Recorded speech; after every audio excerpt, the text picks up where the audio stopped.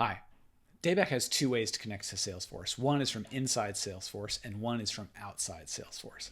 Let's take a look at the two of them. So this is the from inside Salesforce version. This is DayBack that has been installed from the App Exchange inside Salesforce and is one of the tabs in your environment. It could also be embedded on an individual record, like on an opportunity, so that you could see all the tasks or events for that opportunity. You can grab any number of your Salesforce objects here. And then when you click on an event, you have one-click access to jump to that event's related contact or opportunity or case or whatever it may be. And when you edit a record, it's the same as if you edited the record in its native Salesforce tab. In fact, you don't log into DayBack when you come here. DayBack picks up your Salesforce login and picks up, along with it, all of your Salesforce permissions so that working in DayBack is exactly like working in Salesforce. Which is really cool. So what does it look like to connect to Salesforce from the outside? Let's do that. So let's go over to DayBack. You can see we're no longer in Salesforce and we'll sign in. And I'm going to log in as an administrator and show you how this is set up. And then we'll log in as a technician or a field service rep or somebody else who might have a lower level of access. So when I log in as an admin, the first thing you see is that this looks exactly like being inside the Salesforce version. I'm looking at the same records and the same calendars. In fact, I can even edit events and see the same kind of things behave and undo. The difference is that I'm not inside Salesforce here. I'm connecting to Salesforce from the outside using the Salesforce API.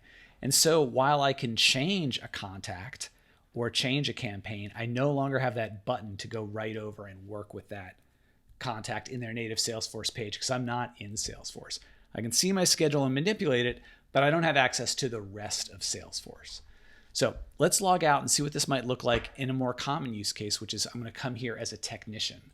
Somebody who might not have a Salesforce login because they're not in Salesforce all the time. So let's come in as Beth and see what her experience looks like. So Beth gets a very different experience. She's only seeing her events. She's only seeing a subset of those calendars. And you'll notice that Beth didn't log into Salesforce. She just logged into DayBack.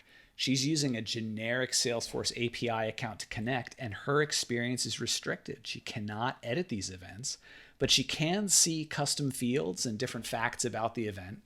And maybe she can use buttons that we've added to do other things, submit reports, log times, start a Zoom meeting, but she doesn't have access to edit the events in Salesforce directly.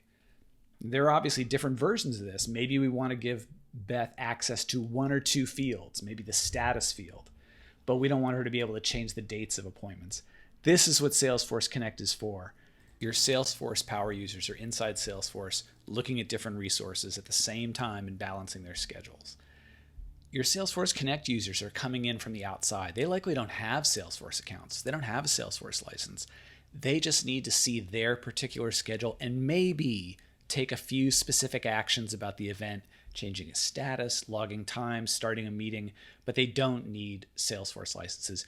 They just need a way to see their calendar in real time. One of the other beauties here is that when we invite people to use our Salesforce Connect schedule, we can disinvite them. We're not publishing these accounts out to their Google Calendar where information about your clients may hang out for years after a technician is no longer working with you. It's giving them access to Salesforce that you can control, giving them a different view of your schedule than the one your power users have in Salesforce. I hope that helps. Thanks.